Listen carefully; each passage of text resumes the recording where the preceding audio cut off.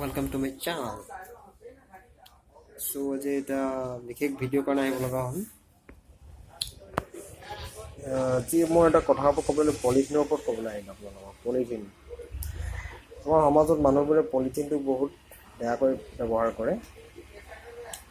পলিথিনটো য'তে খায়, কিবা এটা পেকেট এটা লৈছে, কিবা এটা ব্ৰেডৰ পেকেট এটা খাইছে, ৰাস্তাত পেলাই থৈ গৈছে। বটলৰ পানী খাইছে, ৰাস্তাত পেলাই থৈ গৈছে। এইটো কিয় কৰে?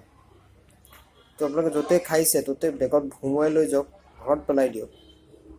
বস্তুটো পুনৰ নৱীকৰণ নহয়তো, হয়তো ৰিচাইকেল নহয়। যিবোৰ বস্তু ৰিচাইকেল নহয়, য'ত পেলাব নালাগে বস্তুটো। মাটিৰ লগত যে পলিথিন আৰু প্লাষ্টিক মিলি নাযায়তো, তেতিয়ালৈকে ভাৰতবৰ্ষত পলিথিন নিষিদ্ধ নহয়। তেনেকৈ আমি বস্তুবোৰ ভালদৰে তাক ব্যৱহৃত কৰিব লাগিব, নহ'লে মাটি প্ৰদূষিত হৈ যাব। পলিথিন আপোনালোকে চাব, যোন জেগাত পলিথিন বেছি থাকিব সেই জেগাত কোনো বস্তু নহয়। আৰু পলিথিনৰ পৰা মানুহৰ বহুত ক্ষয়ক্ষতি হয়। সেইকাৰণে ল'ৰা ছোৱালীবোৰক মই দেখোঁ, ল'ৰা ছোৱালীক বহুত ডাঙৰ জ্যেষ্ঠ মানুহে খায়, য'তে ত'তে ঠেকাৰ পেলায়। আপোনালোকে বাহিৰৰ পৰা শিকক, বাহিৰত কি কৰে। আমাৰ ভাৰতবৰ্ষত কি হয়, মানুহবোৰৰ লেভেলটো বেছি অলপ।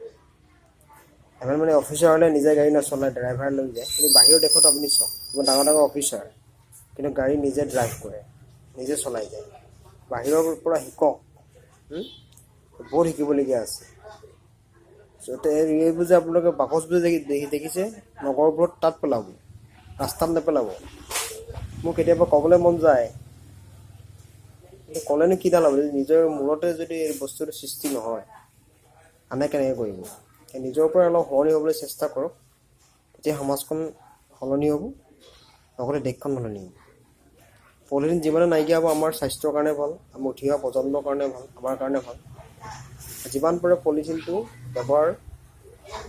পলিথিনবোৰ থকালৈকে ব্যৱহাৰ কৰিবই লাগিব, কিন্তু তাক আমি ভালদৰে নিৰ্দিষ্ট ঠাইত ব্যৱহাৰ কৰিবলৈ শিকোঁ। That's it. Till then, tata, bye bye.